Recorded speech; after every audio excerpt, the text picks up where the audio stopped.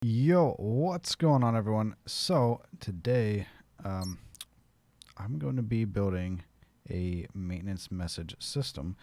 Um, if you don't know what this is, you can watch the video right before this one that kind of explains what this is. Long story short, this is a massive storage system that stores items up there, and then this is how it is all controlled by down here. So there are things that can go wrong with this system. And when things go wrong, they go through these lines here, the low level, the high level, the multiple things wrong, and different things with different minecart issues that can happen. So there's 5 things that can factor into all the issues, and these are all the possible outcomes here. But I want to be able to analyze each individual message that comes through. So if there's a whole series of problems that happens, like let's say there's one thing that goes low, and then there's another thing that goes low, and then there's something that goes high, and then there's some problem with a cart issue or something, I want to be able to log that so that if something really big and bad happens to the system, I can go back and look at the history of what was triggered, so I can better troubleshoot and understand what happened, so I can more easily go back and fix the issue. So in order to do that, I have added this analysis mode button over here, and when we hit it right here in a few seconds, you'll see analysis mode pop up here, and analysis mode will shut down the entire system, and then it will allow me to be able to go and fix whatever problem without having to worry about the system keeping operating and keep messing more and more things up. It'll just put everything at a standstill so you can fix what is wrong. Analysis mode basically is like maintenance mode, I guess you could call it that as well. Now, the maintenance that can be done will all be done here in the maintenance bay. So down here, this is where you have this would be the alarm for if there's a fault, this would trigger. And so you have an audible alarm. Then this is all the stuff. This is how it actually organizes everything.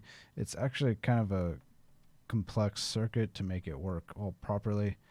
And you can see right now everything is being locked out. That's what all of this line is here for analysis mode, or if there's a fault. Purple is fault.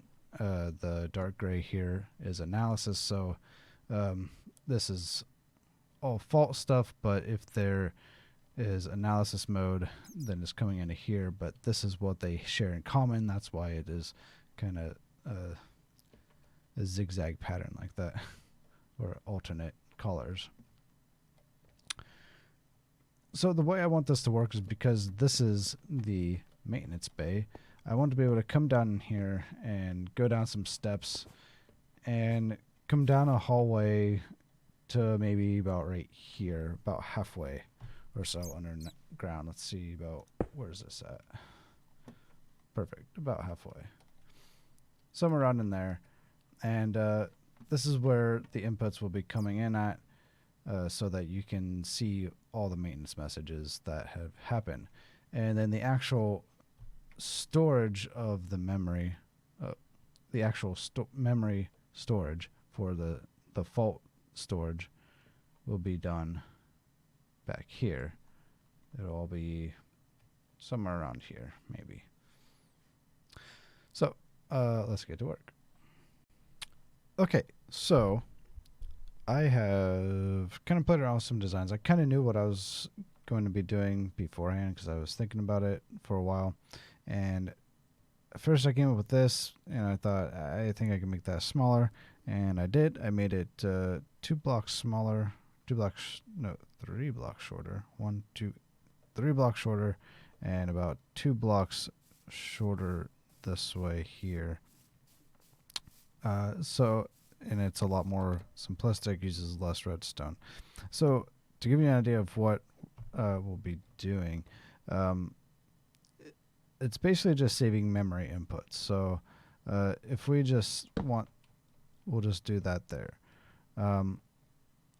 So if this is blank like this, there will always be one that is blank. So this is one slot, and this is another slot here. And this will actually be going 15 different lines is how much memory it'll be holding. So if we have that there, and then, so this will be one maintenance message, and then once each maintenance message appears, it will then lock that there. So then if we want to view this message here, the information there, then you would remove power from there, and now you can see it is there even if we take that away, and it is permanent, just like that. And then we can store a different message here. Let's do the outer two this time. And so now that should be stored in there. And so break this, and now you can view it. Even if we take these away and put the torch back, and let's say we want to view this one again, and you can see that it has now saved it. So that's what we're going to do, just on a much larger scale. So that's the concept. Okay, so I got this kind of mapped out here now. So this is how tall it will be, this is how wide it will be, and this is how long it will be, approximately. I might be a little bit off, but this is about how big it'll be. And there's some stuff in the way, so I got to clear out these things here that I was experimenting with in the past, but I don't need it anymore, so I'm gonna just break it and get rid of it.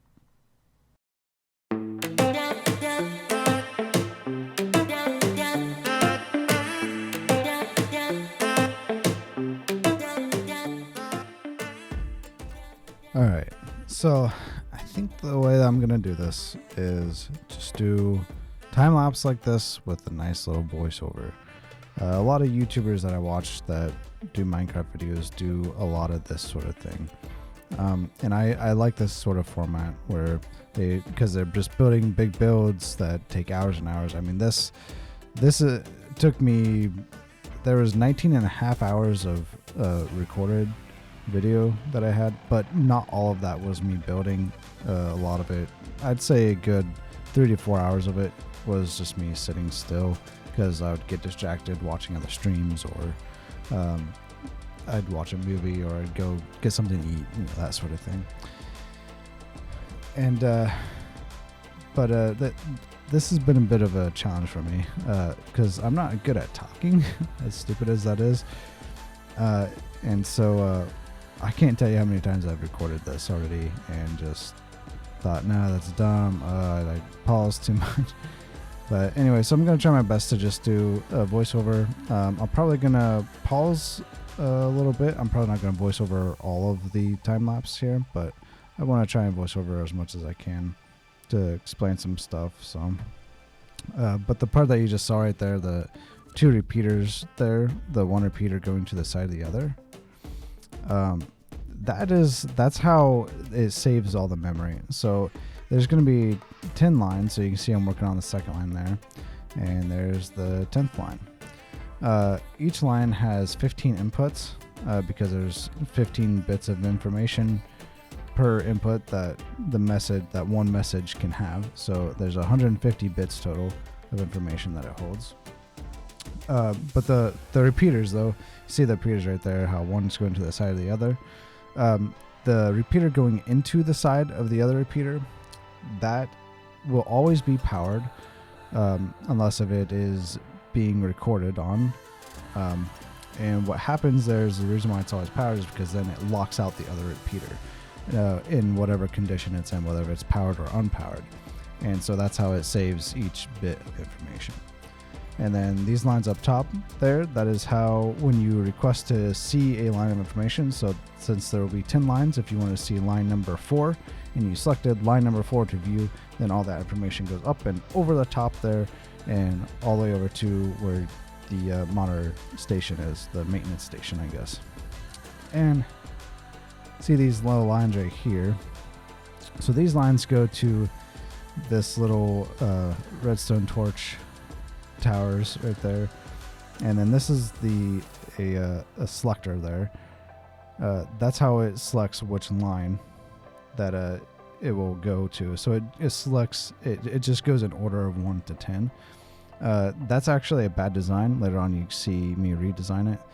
But see, Redstone is interesting because there's different number systems. So like binary, for example, is a number system of 2. So it consists of 0 and 1. So binary. What you and I normally, I'm pretty sure everywhere in the world teaches decimal, which is 0 through 9. It is 10 digits, so deci meaning 10. Now there's also hexadecimal and octal. Those are also in Minecraft. You see that more in computer stuff, and you see binary stuff in computers as well. And but the interesting thing is that in order for decimal to be translated across the comparators the way that they are, it's taking decimal and putting it into hexadecimal. So that's why you have those weird little gaps there of like 2 and then a space and then 2 and then space and then I think it's 3 sets of 2 and then a space and then 1 space 1. And that converts it to 10. And that's because when you have 10 items, 9 items in a dispenser or a dropper, one item will stretch out 1 block.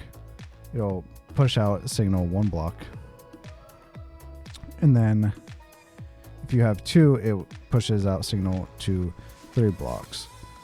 So that's why you get these weird little gaps like that. But then this right here, this is building to the back of it. That's the little monitoring station right there. Now, so I'll be honest, this video is taking me way too long to build or to make. It took me a long time to build it. I recorded it. I edited the video portion fairly quickly, but it's everything else that's going into the video that's taking me forever. Mainly because I don't know what I'm doing, and it's kind of weird and awkward for me, especially like I said with the voiceovers. But I ran into a few challenges, and one of the challenges that I ran into is that at the time, this was in 1.17, so I could not build below where that bedrock was. But in 1.18, the build height went up 64 blocks and it went down 64 blocks. So now I can actually build 64 blocks under where this bedrock is. But at the time I couldn't, so I actually had to destroy some of the build. So it's a little annoying, a little frustrating, but it won't look like this in the end when I build it in my survival world. But this is me doing, okay, that's just the monitor system there. Here in a little bit you'll see where I realized, oh no, I made a mistake and the system doesn't work for the selector, and then I redesign it. That alone, for me to troubleshoot, that took me about 3 hours to troubleshoot and for the redesign. See how I have the little squiggly lines, and then see right here you have the torches that go 2 2 2. I think it's 3 sets of 2 and then two sets of 1. That's what I was just talking about with the hexadecimal and decimal not matching up, but so that's why you get that weird pattern there. I'm not used to talking this much. Gotta keep drinking water. Keep myself hydrated here.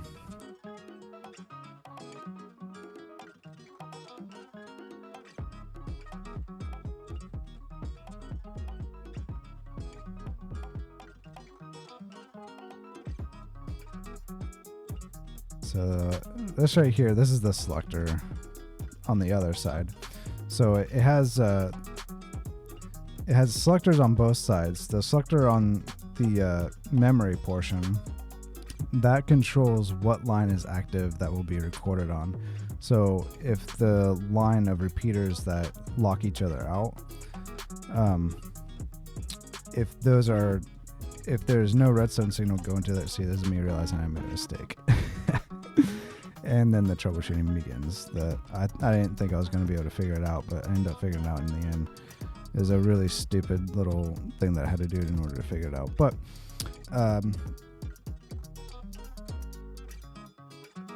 what was I saying? Oh, yeah. selectors. But so yeah, so the two repeaters that lock each other out, when they are deselected and there's no power going to them, then that is the line that will be recorded on.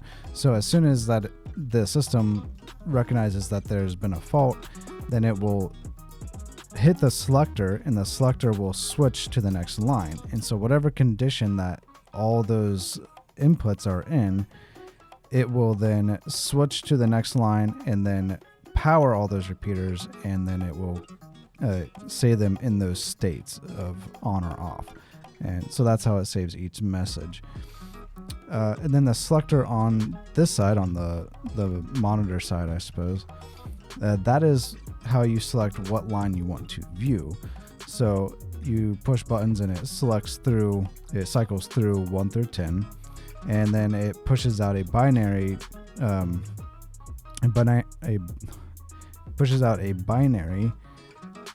signal out to where the memory portion is, and then there's a binary decoder that then says, okay, this is what line we want to see, and then it deselects that line, and then that is what line you're able to see that will be displayed on the monitor side. Now, I gotta say, I always struggled with making repeaters in lines like this. I always thought that they would be uneven at some point in time, but then because of the way that curves and turns happen, but then I figured out a way to make them even all the way through, and so that was really satisfying for me to do, to find all the repeaters completely even from start to finish no matter what. It was really nice. So there's the binary signal coming from the monitor side selector that then tells the memory portion, the memory side, what information I want to see. And then that right there is one of the binary decoders.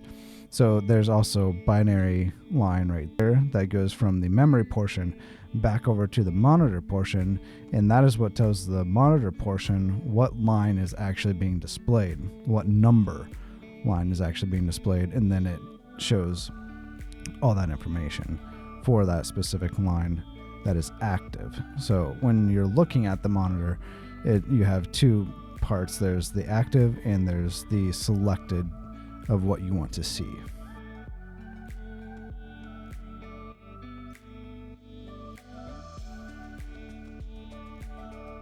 And this is all the fault lines coming in. And so if any of these are active, then that's what tells the system, okay, there is in fact a fault. It's just basically an OR gate along all 5 of those lines there.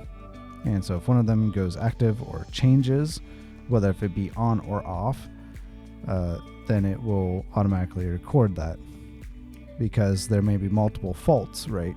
So if you have 2 faults and you clear 1 fault, then it needs to record that. So then you can go back through the memory and say, okay, so that's the fault that I just cleared, and this is the fault that's still active. I guess this is the end. And that's the end of the time lapse. All right. I guess I'll let pre-recorded me from a couple months ago tell you the rest of all the things. All right. And we are done. Now, I gotta say,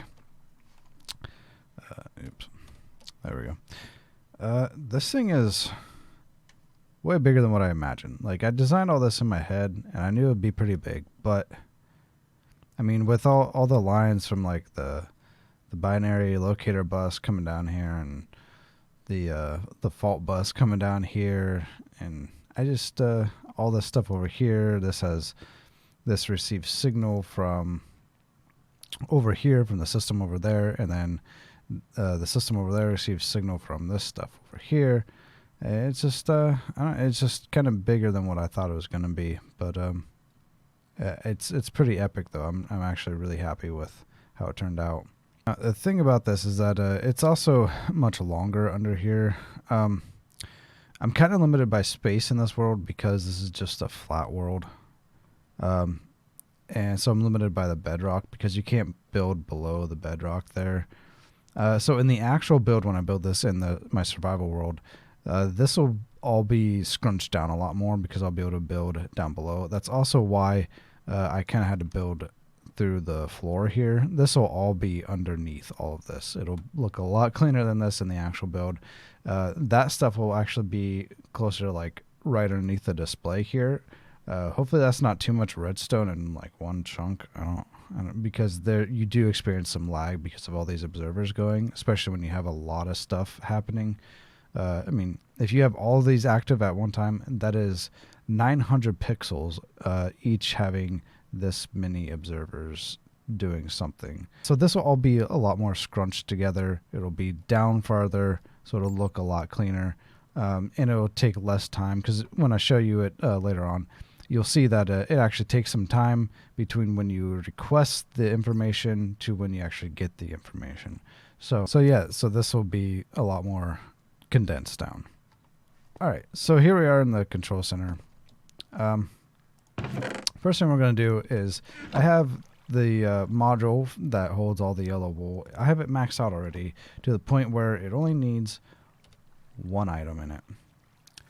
And that will, there it goes, and that will make it overflow. So it'll say that should be item Bravo 2, and so that will make it high.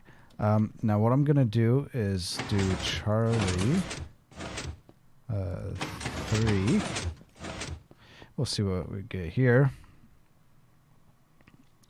Once it pops up, give it a little bit of time, and I'm going to request one item back from it.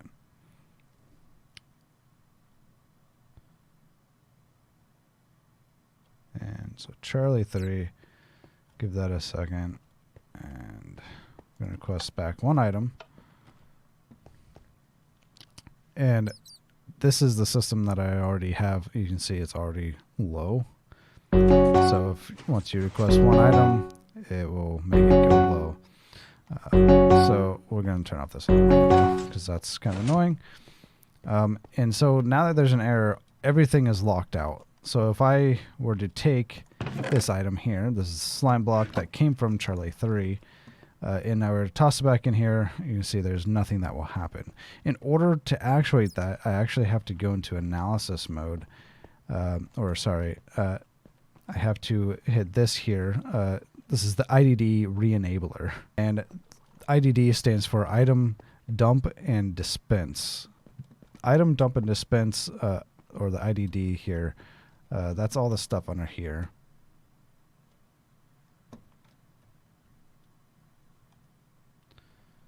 Meaning that no matter what you do, you can dump all your items and it will dispense them down here and into the system. And it through cart, that goes that way there. But as you can see, this is all locked out. So you can hit that button and it will unlock it down here. And then it'll make this functionable again, because sometimes in order to make the whatever's you made go low, you got to put items back into it. So then you got to make that active. We'll do that a little bit later on. So now you can see that we have one item that's high and one item that's low minimum. We know that we only have one of each because that's how we've set it up. So we have one that's high and one that's low.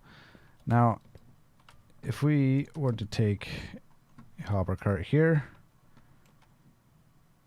and we go to the auto request system here, put one there, we put one there. See, now it's displaying a fault. But it's not actually a fault just yet, because this is actually ordinarily in normal circumstances, it should clear itself. But if something happens where like the carts are only partially on there, that'll mess the system up a lot. So it actually locks itself out. It disables itself, and it should send a signal down below here, right here, and that retracts all of these pistons. So it should just clear every single cart that's in the system. But if something happens and that doesn't do that, it actually starts a timer, because we don't want it popping a fault every time that something like that were to happen, but then it just ends up clearing itself. So I've put a timer here that gives a nice little buffer, but we don't want to wait all this time, so we'll do that.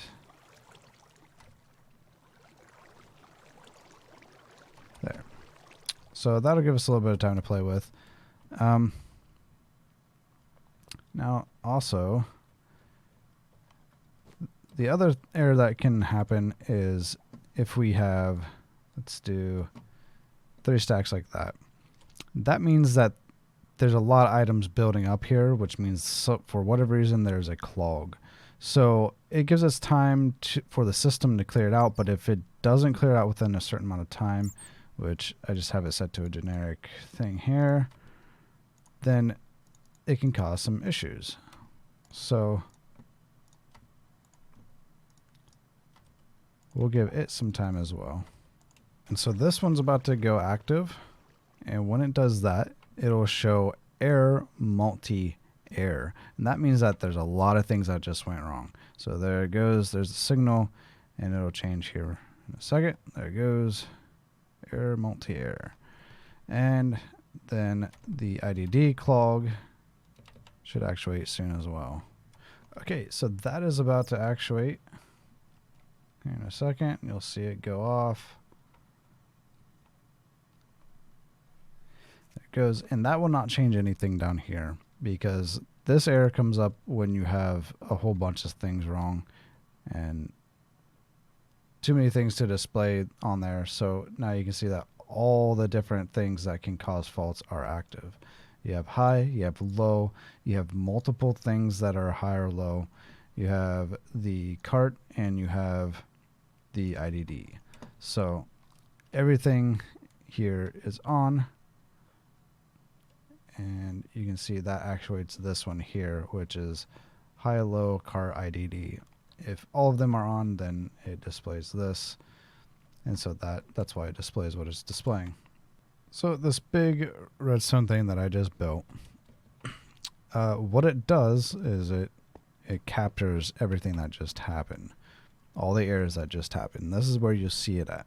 But in order for this to work, we first must have the whole system in what is called analysis mode. Analysis mode will shut everything down. All of this gets shut down. None of it will work. The entire system gets put on standstill, except for the carts that are sorting through stuff up there. Those will still be active. So there's still potentially, if you have a lot of items moving through still, there's still potential that other faults can pop up. But either way, the system will capture what has gone wrong. So if we come down here, you can see where we're at. It has recorded 5 lines. It is currently on the 6th line to record. So if another fault were to happen, or if we were to clear a fault, then it would record it on to line 6.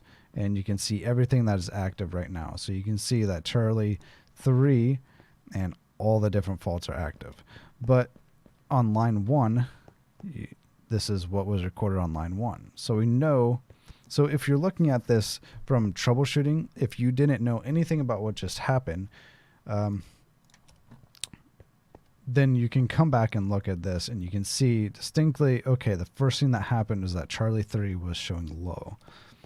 And then we can go over to line 2 here. And it takes a second for the signal to go that way and then come back with what information that you requested. And sometimes it duplicates. I still don't know 100% why it's doing that. Doesn't do it real often though. And so now you can see that it says high and multiple. Multiple meaning that there's multiple high or low that got active. So now that there's a high and a low, it's going to show multi as well. Then the coordinates didn't change at all, so we know it's within the realm of 3 and 3. So understanding that this is 3 and 3, that helps us isolate in a grid system where the fault actually came from. So we know it's within the range of 3 and 3, or Charlie and 3. So going to line 4.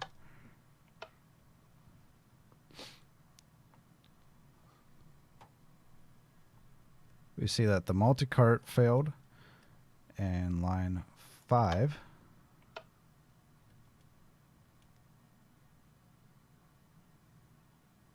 the IDD failed. And in line 6 you'll see nothing, because nothing's been recorded yet onto line 6. So next time that there's a change, it will record onto line 6, whatever that change may be. So let's go up here. We'll turn off analysis mode.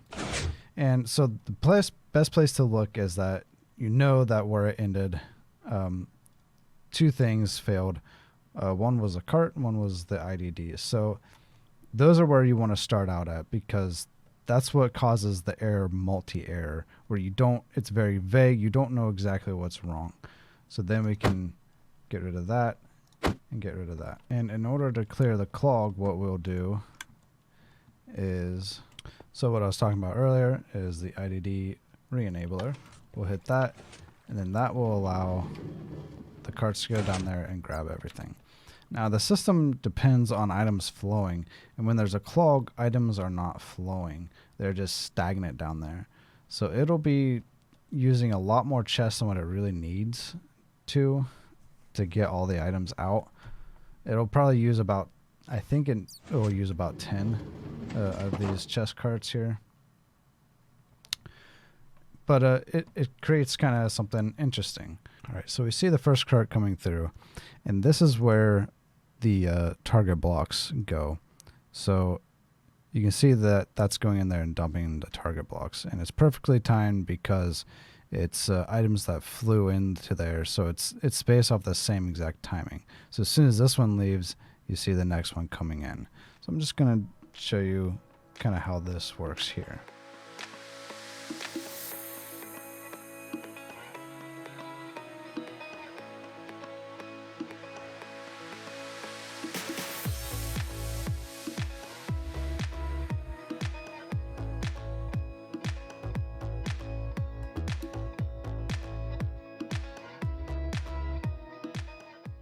Alright, so that looks like it's the last chest, this one right here. I'm not sure if this one actually has the item in it. It does. So you see the slime block go right here. There it goes. So it dumped the slime block in. So now you see that all it shows is high and low. But here in a second it will update, and the low will go away, and all we'll be left with is the high. Right, because we knew that the first thing that actuated was that something was low, that Charlie 3 was low. So we were able to take care of Charlie 3.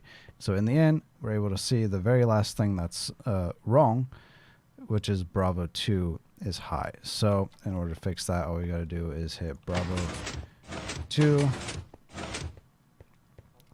We'll give that some time. All right.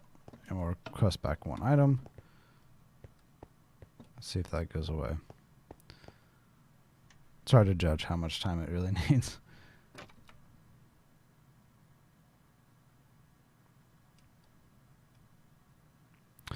Alright, and so now it's just down to the request of Bravo 2. So we hit reset, and that'll clear all of that out. There, that's all cleared out, and you can see the yellow wool that we originally threw into the system that made it go high is now in there. So if we go back to analysis mode, and we come down here, once it actuates, there we go. So it's showing that it's on line 10, so the next thing that happens will be recorded on line 10, and you can see that there's nothing wrong with the system right now. So this is all the current stuff. So line 6, it recorded what we did. So it took away the multi-cart first. Line 7 should be taking away the IDD.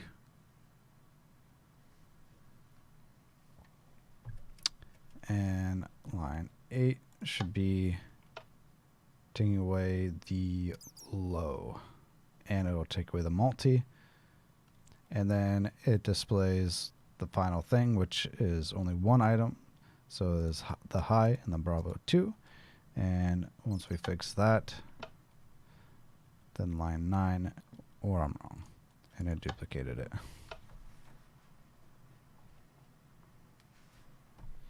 But line 10 has nothing on it.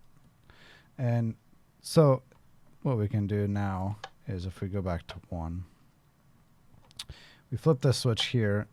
Now see the history of line 1. Now we can confirm clearing the history. And so now history is all cleared. Then this will reset this line here. And that'll reset it back to 1. So now next time that something goes wrong, it will record it onto line 1. And in order for this to work, for these two buttons to work, one has to be active, so it has to be in analysis mode, and 2, this switch has to be flipped. That way you don't accidentally erase all of the memory when you don't want to. I hope you guys kind of understand what's going on with the system here. I enjoyed making it. I am recording this outro a couple of weeks, probably about a month or so after recording the actual building of this. Just wanted to make a note. I actually did end up fixing the duplication issue.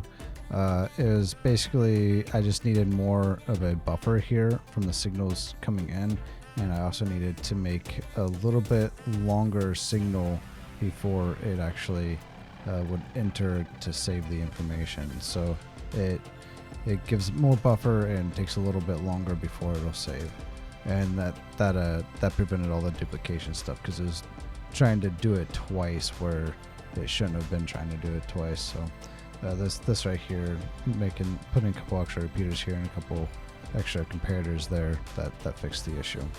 Now, as well as how I had to build up above into the base here, and I know I explained that this won't be how it'll be in the survival world when I build it there, and the reason why is because the bedrock prevented me from building below it.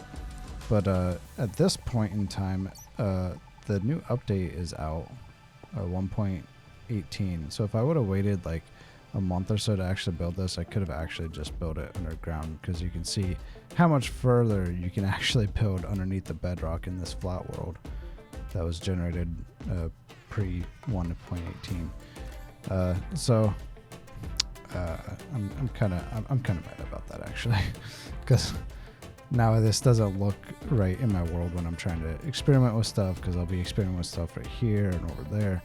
But oh well, it gets the point across, and it's the proof of concept, and that's the important part. I can make it look all pretty in the survival world. So yeah, hopefully you guys enjoyed it. Hopefully you guys understand somewhat what I'm doing, and if you have any suggestions or questions, just let me know. So see you.